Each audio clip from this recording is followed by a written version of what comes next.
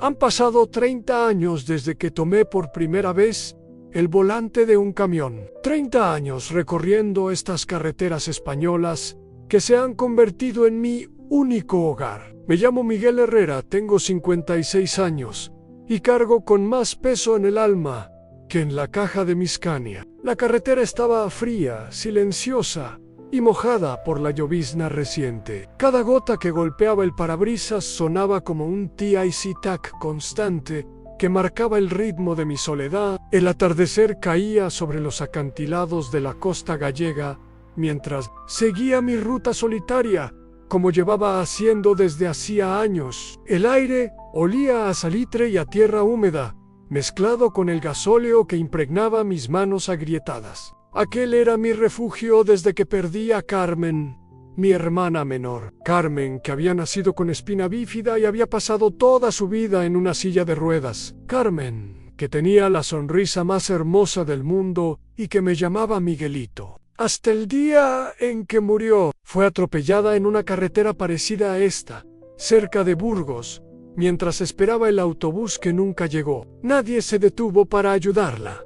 Nadie encontraron su cuerpo 3 horas después, junto a su silla volcada. El conductor que la mató siguió su camino como si nada hubiera pasado. Desde aquel día, hace 15 años, prometí que jamás volvería la cara ante una injusticia. Que si podía ayudar a alguien, lo haría. Que nunca sería como esos cobardes que pasaron de largo mientras mi hermana se desangraba en el asfalto. La cabina de mi camión se había convertido en mi confesionario, mi iglesia, mi hogar. Allí guardaba la foto de Carmen pegada al tablero, sonriéndome cada kilómetro. Allí lloraba cuando el peso de la soledad me aplastaba el pecho. Allí hablaba con ella cuando las madrugadas se hacían eternas en las áreas de descanso. Esa tarde de octubre, mientras recorría la N634 rumbo a Santander, el viento del Cantábrico me golpeaba la cara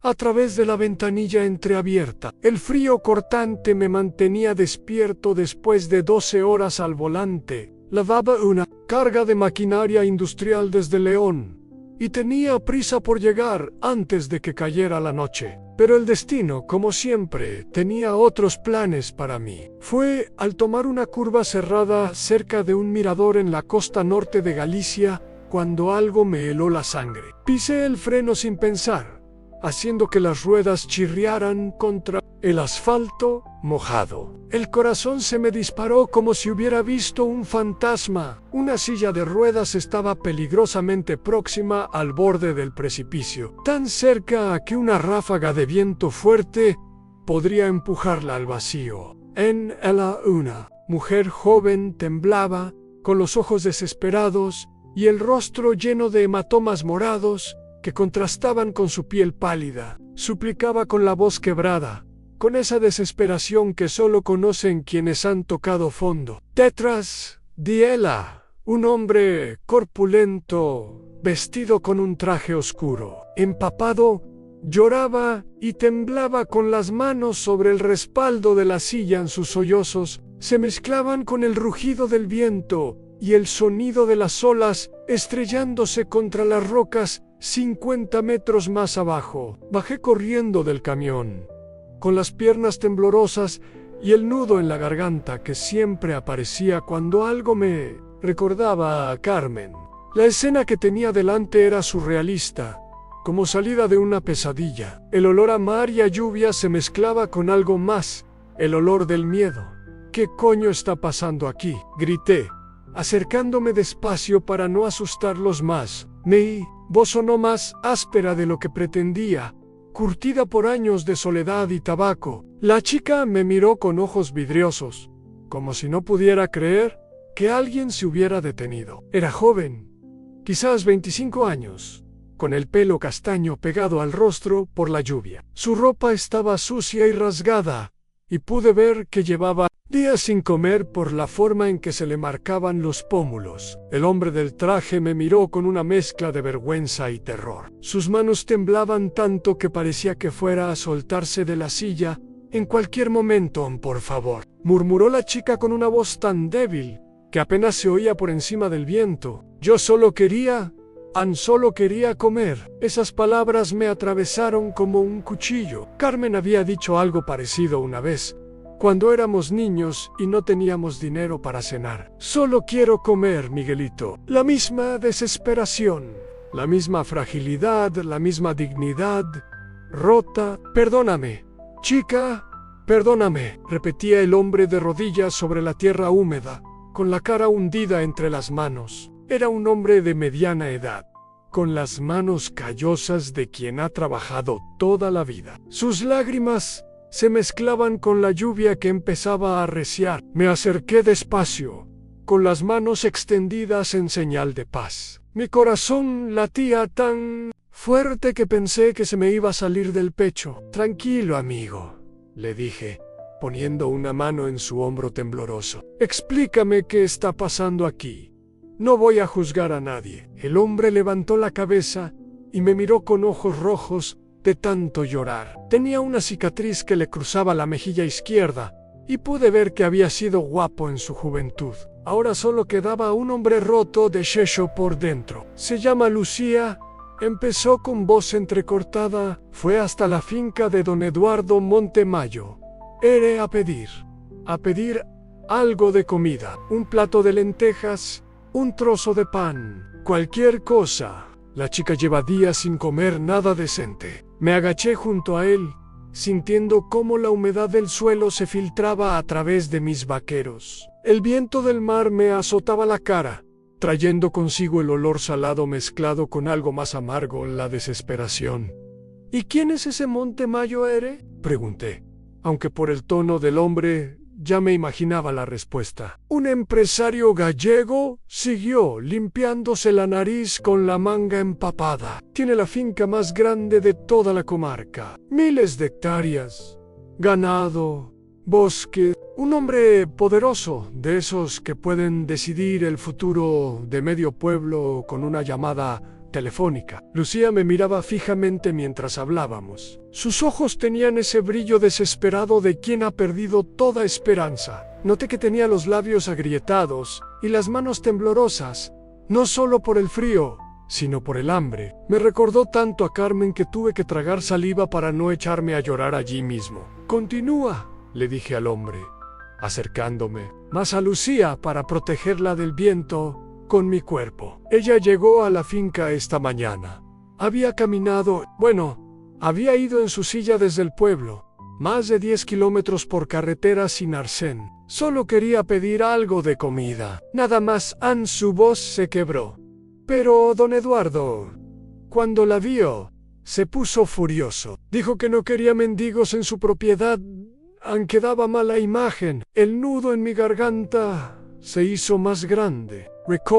Las veces que Carmen y yo habíamos tenido que pedir ayuda después de que muriera nuestro padre. La humillación en los ojos de la gente, las miradas de desprecio, las puertas que se cerraban antes de que pudiéramos explicar nuestra situación. ¿Y los golpes?, pregunté, señalando los hematomas en el rostro de Lucía. Fue él mismo, murmuró el hombre, cerrando los ojos como si quisiera borrar la imagen de su memoria. La agarró de los brazos, la zarandeó, le gritó que se largara. Cuando ella le dijo que no podía caminar, que necesitaba ayuda para volver al pueblo, él se puso como loco. Lucía habló por primera vez desde que había llegado, con una voz tan suave que tuve que acercarme para oírla. Me dijo que era una parásita, susurró, que gente como yo no tenía derecho a vivir, que era una carga para la sociedad. Las palabras me golpearon como puñetazos. Carmen había oído cosas similares durante toda su vida. Gente que la miraba con lástima o desprecio, que susurraba a sus espaldas, que la trataba como si fuera invisible o, peor aún, como si fuera una molestia. ¿Y tú? ¿Quién eres?, le pregunté al hombre, sintiendo cómo la rabia empezaba a hervir en mi pecho. Me llamo Andrés Vidal, respondió, secándose los ojos con el dorso de la mano en trabajo. Trabajaba para don Eduardo Anzoy. Era y escolta. Tengo 2 hijas pequeñas, de 8 y 10 años. Mi mujer está enferma. Necesita medicinas caras. Necesito este trabajo. Ahora empezaba a entender el cuadro completo. La desesperación en los ojos de Andrés no era solo por lo que estaba a punto de hacer, sino por todo lo que podía perder si no lo hacía. Después de golpear a Lucía, continuó Andrés, don Eduardo me llamó aparte, me dio una orden que jamás pensé que escucharía de labios de un ser humano. Se le quebró la voz otra vez. Me dijo que la llevara a un lugar apartado, que me deshiciera de ella, que la lanzara por un acantilado si era necesario. El viento rugió con más fuerza, como si la naturaleza misma estuviera indignada por lo que acababa de escuchar. Sentí como si alguien me hubiera clavado un hierro candente en el estómago. Ese cabrón, murmuré entre dientes. John no quería hacerlo. Sollozó Andrés pero me amenazó. Dijo que si no obedecía, no solo me despediría, sino que se aseguraría de que nunca más encontrara trabajo en toda Galicia. Mi familia se moriría de hambre, que mi mujer no tendría medicinas. Admiré a Lucía, que seguía temblando en su silla. Sus ojos estaban fijos en el vacío del acantilado, como si ya hubiera aceptado su destino, pero en el fondo de su mirada pude ver un destello de algo que me resultó familiar, la misma fiereza silenciosa que tenía Carmen cuando luchaba contra las adversidades. Así que me trajo aquí, continuó Andrés. Me dijo que tenía 1 hora para hacerlo y volver con la silla vacía, que él estaría esperando. ¿Está aquí?, pregunté, mirando alrededor. Andrés asintió y señaló hacia la carretera, donde se divisaba un coche negro de lujo, aparcado a unos 200 metros de distancia. Incluso desde esa distancia, pude ver el brillo de la carrocería cara y los cristales tintados. Él está ahí, esperando, murmuró Andrés, vigilando, para asegurarse de que cumplo su orden. La rabia que había estado conteniendo durante toda mi vida adulta estalló como un volcán. Pensé en Carmen, en todas las veces que había sido tratada como una ciudadana de segunda clase por su discapacidad. Pensé en las noches que había pasado llorando por la crueldad del mundo. Pensé en mi promesa de nunca dar la espalda a una injusticia. Ese hijo de puta va a conocer el infierno, gruñí, apretando los puños hasta que me dolieron los nudillos. La lluvia empezó a caer con más fuerza, convirtiendo el momento en algo aún más dramático. Las gotas golpeaban mi rostro como pequeñas balas heladas, mientras contemplaba la escena que tenía delante. Andrés seguía de rodillas, destrozado por la vergüenza y el terror. Lucía permanecía en silencio, pero pude ver que sus manos se aferraban a los reposabrazos de su silla con tanta fuerza que se le marcaban las venas. Andrés, le dije, poniéndole una mano en el hombro, mírame. Levantó la cabeza despacio, con los ojos enrojecidos y la cara surcada por lágrimas que se mezclaban con la lluvia. ¿Cuánto tiempo llevas trabajando para ese cabrón? 8 años, respondió con voz ronca. Desde que nació mi hija menor. Necesitaba un trabajo estable, con buen sueldo. Don Eduardo paga bien, pero es un hijo de puta. Terminé por él. Andrés asintió. Y por primera vez desde que había llegado, vi un destello de rebeldía en sus ojos. Siempre lo ha sido, admitió. He visto cómo trata a sus empleados, a los campesinos que trabajan sus tierras, a cualquiera que considere inferior, pero nunca me había pedido algo así. Me acerqué a Lucía y me agaché frente a su silla. Sus ojos, que antes parecían vidriosos por la desesperación, ahora mostraban una mezcla de confusión y esperanza tímida. ¿Cómo te llamas completo?, le pregunté con la voz más suave que pude. Lucía Martínez, respondió, y noté que su acento era de la zona de Lugo. Tengo 24 años.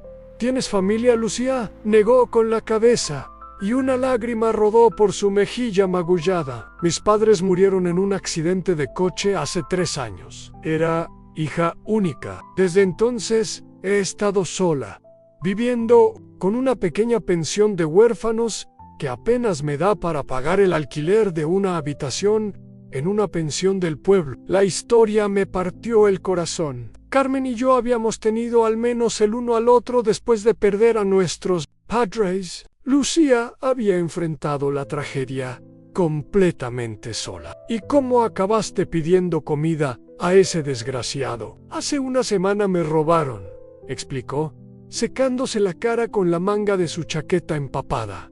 Unos chavales del pueblo. Sé, mi bolso con el dinero que me quedaba para todo el mes. Fui a la policía, pero me dijeron que era difícil investigar robos tan pequeños. Desde entonces, no he comido más que las sobras que me dan en algunos bares cuando tienen pena de mí. El relato me hizo apretar los dientes con tanta fuerza que pensé que se me iban a romper. La injusticia de la situación me quemaba por dentro como ácido.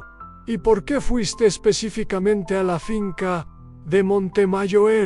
Alguien del pueblo me dijo que don Eduardo era muy religioso, que iba a misa todos los domingos y presumía de ser caritativo, respondió con una sonrisa amarga. Pensé que tal vez tendría compasión de alguien como yo. Andrés soltó una risa seca y sin humor. Caritativo, repitió. Ese hombre da dinero a la iglesia y se saca fotos con el cura para quedar bien en el periódico local. Pero cuando nadie lo ve, es el ser más despreciable que he conocido. La lluvia arreciaba y el viento se hacía más fuerte. El rugido del mar contra las rocas sonaba como una advertencia. Sabía que teníamos que salir de allí pronto, pero no podía moverme hasta entender completamente la situación. Andrés, le dije, cuéntame exactamente qué pasó después de que Montemayor te dio la orden. El hombre se incorporó despacio, con las rodillas mojadas y manchadas de barro. Me llevé a Lucía al coche, diciéndole que la iba a llevar de vuelta al pueblo. Él a mí, creo. Incluso me agradeció. Su voz se quebró otra vez. Durante todo el viaje hasta aquí, no paré de pensar en mis hijas, en cómo les iba a explicar lo que había hecho su padre, en cómo iba a vivir conmigo mismo después de... No pudo terminar la frase. Se llevó las manos a la cara y se echó a llorar como un niño. Pero cuando llegamos aquí y saqué la silla del coche, cuando la puse tan cerca del borde, cuando vi el terror en sus ojos, cuando me di cuenta de lo que estaba a punto de hacer, no pude. Simplemente no pude. Miré hacia el coche negro que seguía aparcado en la distancia. Los cristales tintados impedían ver el interior, pero sabía que ahí dentro estaba el monstruo que había ordenado aquella atrocidad. ¿Cuánto tiempo llevas aquí antes de que yo apareciera? Unos 20 minutos, respondió Andrés. Eduardo me llamó 3 veces al móvil preguntando por qué tardaba tanto. La última vez me amenazó con venir él mismo si no terminaba pronto. Un escalofrío me recorrió la espalda. Y no era solo por el frío. La idea de que aquel desalmado pudiera aparecer en cualquier momento me ponía los nervios de punta. Lucia, le dije, tomando sus manos heladas entre las mías. ¿Sabes nadar? Me miró confundida. ¿Nadar? No, ¿por qué? Porque si ese cabrón viene hasta aquí, quiero asegurarme de que estás a salvo.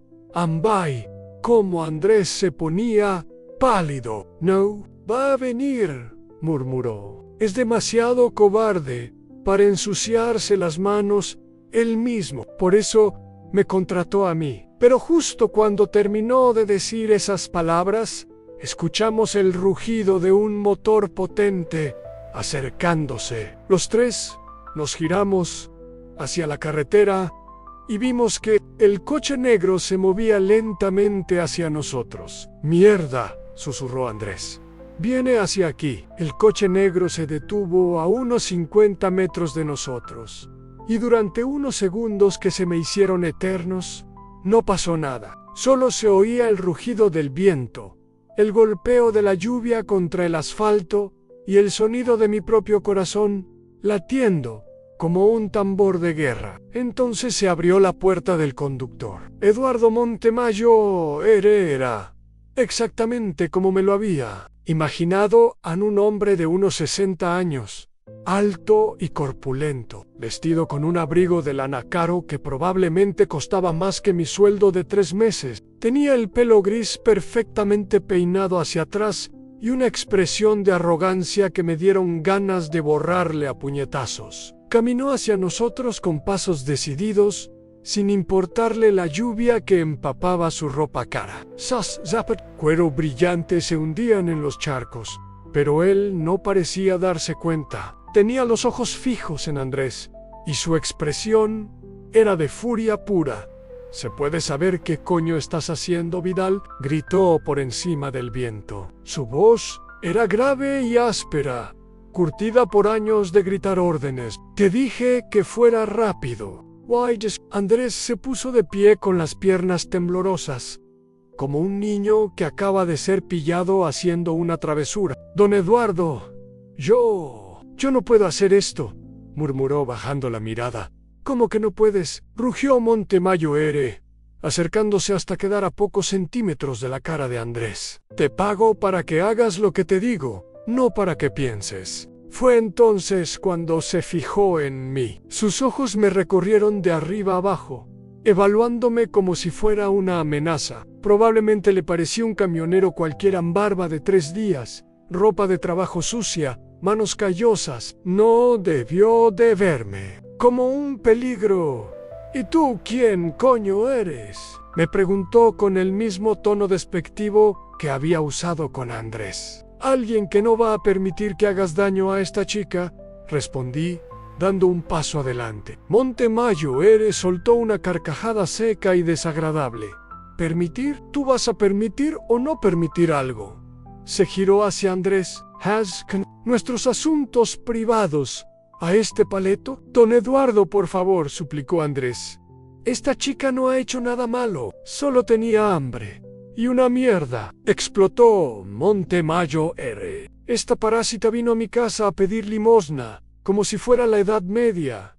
Ensució mi entrada, molestó a mis invitados, me hizo quedar mal delante de gente importante. Me acerqué a él hasta quedar cara a cara. Era más alto que yo, pero toda mi vida trabajando con camiones me había dado una fuerza que se notaba. Pude ver cómo calculaba si podría conmigo en una pelea. Gente importante, repetí, dejando que el desprecio goteara en mi voz. ¿Te refieres a otros cabrones como tú, que se creen superiores por tener dinero? Sus ojos se encendieron de ira. Ten cuidado con lo que dices, camionero de mierda. Yo puedo acabar con tu vida con una llamada telefónica. Mi vida, me reían, amigo, mi vida ya está acabada.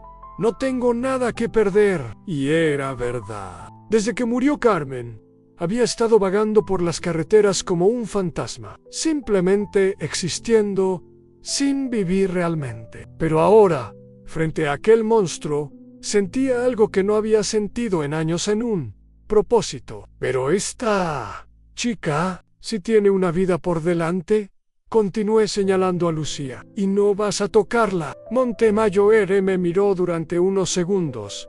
Luego se dirigió a Andrés. Tienes 10 segundos para empujar esa silla por el acantilado. O te juro por Dios que no solo te despediré, sino que me aseguraré de que tu mujer no reciba ni un céntimo más para sus medicinas. San Andrés se puso blanco como el papel. Ver la agonía en sus ojos, la lucha interna entre el amor por su familia y la decencia humana básica. Don Eduardo, por favor, 5 segundos, gritó Montemayor, mirando su reloj de oro. Fue entonces cuando tomé la decisión que cambiaría todo. Me moví más rápido de lo que había hecho en años. Con un movimiento fluido, me coloqué detrás de la silla de Lucía y la alejé del borde del acantilado, llevándola hacia mi camión. ¿Qué coño haces?, rugió Montemayor. Lo que debería haber hecho alguien por mi hermana hace 15 años, respondí sin mirar atrás. League, al camión, why? Abrí la puerta del copiloto. Con cuidado, ayudé a Lucía a subir. Plegué su silla y la metí en la parte trasera. Mis manos temblaban, pero no de miedo, sino de adrenalina pura. Montemayor llegó corriendo, con la cara roja de furia. «¡Baja esa zorra de ahí! ¡Ahora mismo!». Me giré hacia él, y por primera vez en mi vida sentí la tentación real de matar a alguien. La rabia que había estado acumulando durante 15 años de dolor y soledad se concentró en mis puños. «Llámala zorra una vez más», le dije, con una voz tan baja y peligrosa que él mismo dio un paso atrás. Una sola vez más. Hubo un momento de silencio tenso, roto apenas por el ruido del viento y la lluvia. Montemayor me miraba como si estuviera evaluando sus opciones. Detrás de él, Andrés permanecía inmóvil, como paralizado por la sorpresa. «Esto no va a quedar así», murmuró Montemayor finalmente. «Yo tengo contactos en la policía, en la Guardia Civil, en la Justicia. Te van a buscar, te van a encontrar. Y cuando lo hagan, me harás un favor», le interrumpí, «porque preferible estar en la cárcel que vivir en un mundo donde cabrones como tú pueden hacer lo que les dé la gana». Me subí al camión y encendí el motor. El rugido del diésel se mezcló con el sonido de la tormenta. Bajé la ventanilla y miré a Andrés, que seguía plantado en el mismo sitio, empapado y confundido. «Andrés Legray, si tienes un gramo de dignidad, súbete a este camión ahora mismo». Vi cómo miraba alternativamente a Montemayor y a mí, luchando con la decisión más importante de su vida. «Tu mujer», le dije, «estaría orgullosa de ti si hicieras lo que él te pide». Esas palabras fueron como un resorte. Andrés se echó a correr hacia el camión y se subió por la puerta trasera justo cuando yo pisaba el acelerador. En el espejo retrovisor vi a Montemayor gritando y gesticulando como un loco bajo la lluvia, cada vez más pequeño hasta desaparecer en la distancia. Capítulo 6. El amanecer de una nueva vida. Condujimos en silencio durante los primeros kilómetros. El único sonido era el rítmico golpeo de los limpiaparabrisas y el rugido constante del motor. Lucía iba a mi lado, mirando por la ventanilla con una expresión que no podía descifrar. Andrés se había acomodado en la litera trasera y ocasionalmente lo oía suspirar profundamente. Cuando llevábamos media hora en carretera, paré en una estación de servicio cerca de Lugo. En la lluvia había amainado un poco, pero el aire seguía siendo frío y húmedo. Los fluorescentes de la gasolinera creaban un halo de luz blanca en la oscuridad de la noche. «Tenéis que estar helados y hambrientos», dije, rompiendo finalmente el silencio. «Vamos a entrar a tomar algo caliente». Ayudé a Lucía a bajar del camión y desplegué su silla. Andrés nos siguió en silencio, con la mirada perdida, como si todavía no pudiera creer lo que acababa de pasar. La cafetería de la estación estaba casi vacía. Solo había un par de camioneros cenando en una mesa del fondo y una mujer mayor que leía una revista detrás del mostrador. El olor a café recién hecho y bocadillos calientes llenaba el ambiente, creando una sensación de normalidad que contrastaba brutalmente con lo que acabábamos de vivir. Nos sentamos en una mesa cerca de la ventana. Lucía se frotaba las manos para entrar en calor y pude ver que tenía los labios aún azulados por el frío. «Pedid lo que queráis», les dije, acercándome al mostrador. La mujer del mostrador me miró con esa mezcla de curiosidad e indiferencia típica de quien ha visto pasar miles de viajantes nocturnos. Pedí 3 cafés con leche, bocadillos de jamón y tortilla, y un plato de sopa caliente para Lucía. Cuando volví a la mesa con la comida, vi que Andrés tenía la cabeza entre las manos y los hombros le temblaban. Lucía lo miraba con preocupación. «¿Estás bien?», le pregunté. Sentándome frente a él, levantó la cabeza y vi que tenía los ojos rojos otra vez. «¿Bien?», repitió con una risa amarga. «Acabo de perder mi trabajo, mi casa probablemente, y no sé cómo voy a mantener a mi familia. Montemayor cumplirá sus amenazas. Me pondrá en una lista negra. Nadie me dará trabajo en toda Galicia». Lucía extendió su mano temblorosa y la puso sobre la de él. «Has hecho lo correcto», le dijo con voz suave. Has salvado mi vida. ¿Y para qué? Murmuró Andrés. Para que mis hijas pasen hambre, para que mi mujer se muera por falta de medicinas. Tomé un sorbo de café, sintiendo como el líquido caliente me bajaba por la garganta y me calentaba por dentro. Durante unos segundos, contemplé a estos dos seres humanos rotos que el destino había puesto en mi camino. Andrés, destrozado por haber elegido la decencia por encima de la supervivencia. Lucía, intentando consolar al hombre que la había salvado a pesar de estar ella misma al borde del abismo. Y entonces supe lo que tenía que hacer. Andrés, le dije, esperando a que me mirara. ¿Sabes conducir camiones? Me miró confundido. Tengo carnet de conducir de todas las categorías. Antes de trabajar para Montemayor R, fui camionero durante 10 años. Me recosté en la silla y sonreí por primera vez en mucho tiempo. Tengo una pequeña empresa de transportes en León. Nada del otro mundo. 3 camiones y rutas, principalmente por el norte de España. Uno de mis conductores se jubiló el mes pasado y todavía no he encontrado sustituto. Los ojos de Andrés se abrieron como platos. ¿Me estás ofreciendo trabajo? Te estoy ofreciendo una oportunidad, le corregí. El sueldo es decente. Hay seguro médico para toda la familia y puedes llevarte a tu mujer y a tus hijas a León. Allí Montemayor R no tiene poder. Andrés se quedó en silencio durante unos segundos, procesando lo que acababa de oír. Luego se le llenaron los ojos de lágrimas otra vez, pero esta vez eran lágrimas de alivio. ¿Por qué?, susurró. ¿Por qué harías esto por un desconocido? Porque hace 15 años, cuando mi hermana Carmen murió sola en una carretera, nadie se paró a ayudarla. Porque hoy, cuando te vi luchando con tu conciencia, vi la clase de hombre que eres realmente, y porque creo que todos merecemos una segunda oportunidad. Me giré hacia Lucía, que nos había estado escuchando en silencio mientras se tomaba la sopa a cucharadas pequeñas. ¿Y tú, Lucía, sabes hacer algo además de pasar hambre? Ella me miró sorprendida, como si no estuviera acostumbrada a que alguien le preguntara por sus habilidades en lugar de por sus limitaciones. Antes del accidente de mis padres estudiaba administración, respondió tímidamente. Terminé el grado, pero nunca encontré trabajo. Las empresas siempre ponían excusas cuando veían la silla. Bueno, pues mi contabilidad es un desastre, admití. Llevo los números yo mismo, y la verdad es que se me dan fatal. Si quieres, puedes empezar llevando las cuentas de la empresa. No es gran cosa, pero es un comienzo. Lucía se quedó boquiabierta. Una lágrima le rodó por la mejilla, pero esta vez era una lágrima de felicidad.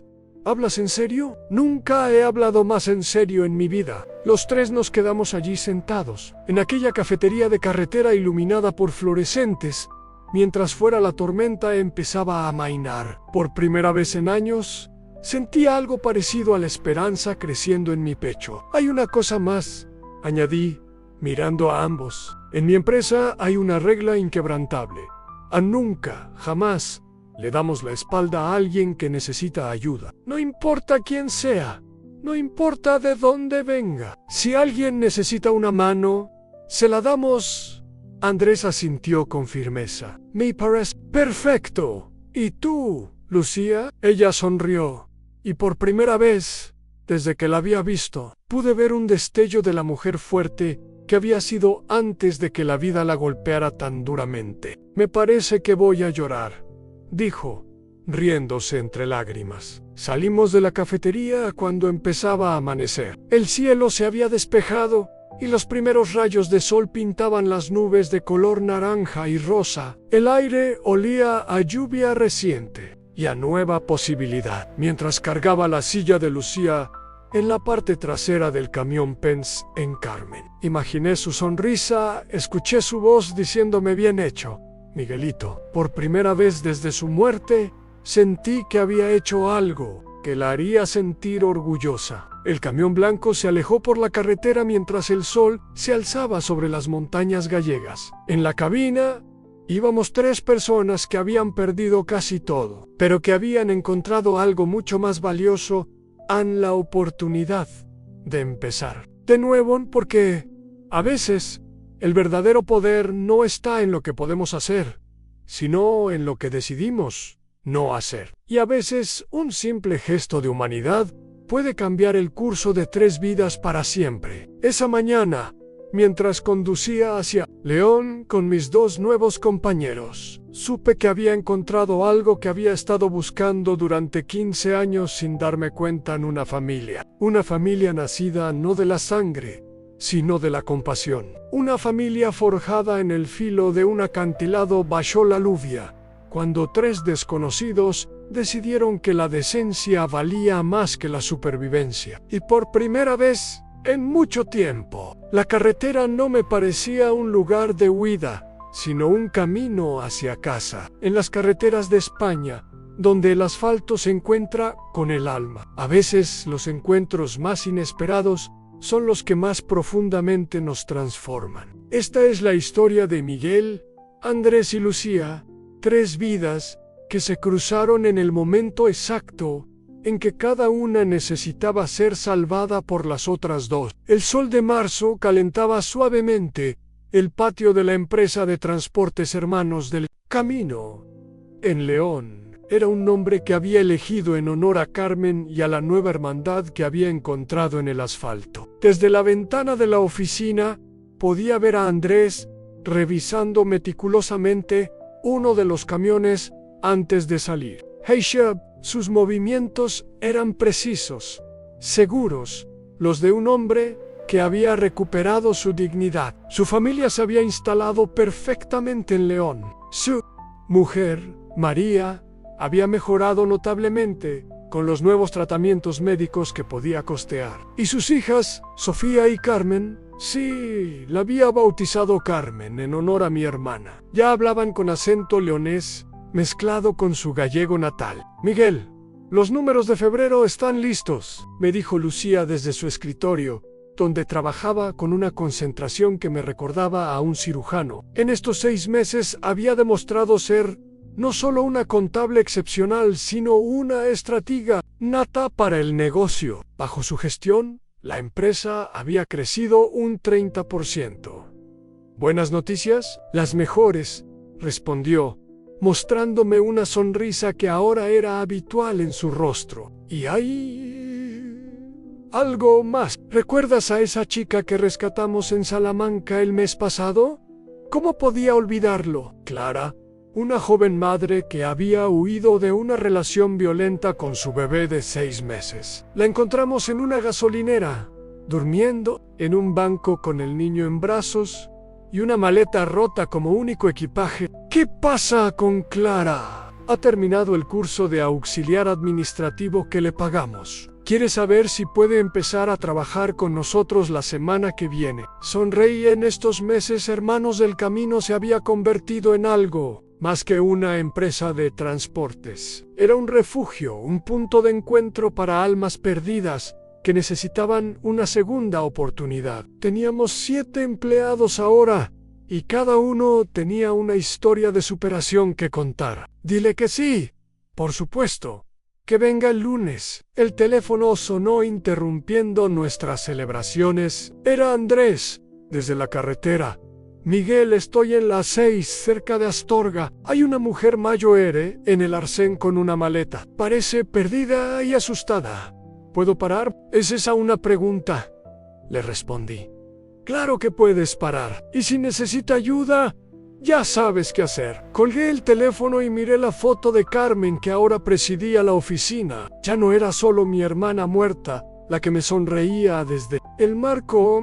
Era toda una familia de almas rescatadas, de vidas que habían encontrado un nuevo propósito. ¿Sabes qué es lo más increíble de todo esto?, me dijo Lucía, guardando los informes en una carpeta perfectamente organizada. Che, que Montemayor nos hizo sin quererlo.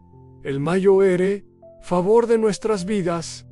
Tenía razón. Eduardo Montemayor había intentado destruirnos, y sin saberlo, había sembrado la semilla de algo hermoso. Sus amenazas nunca se habían materializado. Quizás porque un hombre poderoso que ordena asesinar a personas discapacitadas no quiere llamar la atención de las autoridades, o quizás porque en el fondo sabía que cualquier investigación revelaría su verdadera naturaleza. La puerta se abrió y entró María, la mujer de Andrés, con las dos niñas cogidas de la mano. Sofía corrió hacia mí y se colgó de mi cuello como solía hacer Carmen cuando era pequeña. Tío Miguel, ¿verdad que mañana nos llevas al parque? Por supuesto, princesa, pero solo si prometes que no vas a intentar conducir el camión otra vez. Las risas de las niñas llenaron la oficina, y por un momento me pareció escuchar también la risa de Carmen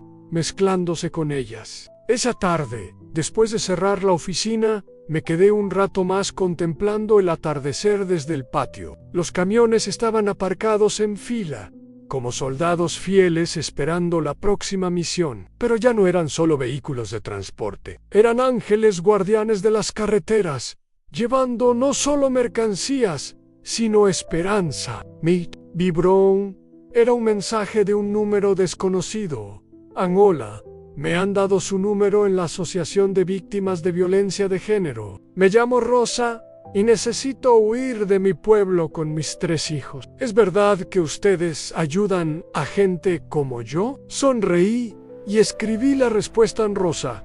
Mañana a las 9 de la mañana te esperamos en la Plaza Mayo R de León. Busca. Blanco con las palabras hermanos del camino en el latero. Llegarás tarde por Olagaras. Aquí tienes una familia esperándote.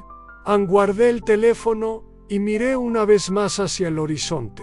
La carretera se extendía infinita bajo el cielo, que se teñía de naranja y violeta. Mañana habría nuevos kilómetros que recorrer, nuevas historias que escribir, nuevas vidas que salvar, porque había aprendido algo fundamental en aquel acantilado gallego. Bajo la lluvia, el verdadero viaje no es hacia un destino, sino hacia nosotros mismos. Y a veces, para encontrar el camino a casa, primero tienes que aprender a ser el hogar. Tío, en mi cartera, junto a la licencia de conducir gastada por los años, guardaba una tarjeta que había mandado hacer después de aquella noche. En ella, con letras sencillas, estaba escrito nuestro lema en las carreteras de la vida: nadie viaja solo. Y abajo, en letra más pequeña, en memoria de Carmen Herrera, que nos enseñó que el amor verdadero no termina con la muerte, sino que se multiplica en cada gesto de bondad. Mientras caminaba hacia mi coche para volver a casa, una pequeña casita que ahora compartía con 2 habitaciones, siempre preparadas para quien las necesitara. Supe que había encontrado finalmente la respuesta a la pregunta que me había atormentado durante 15 años.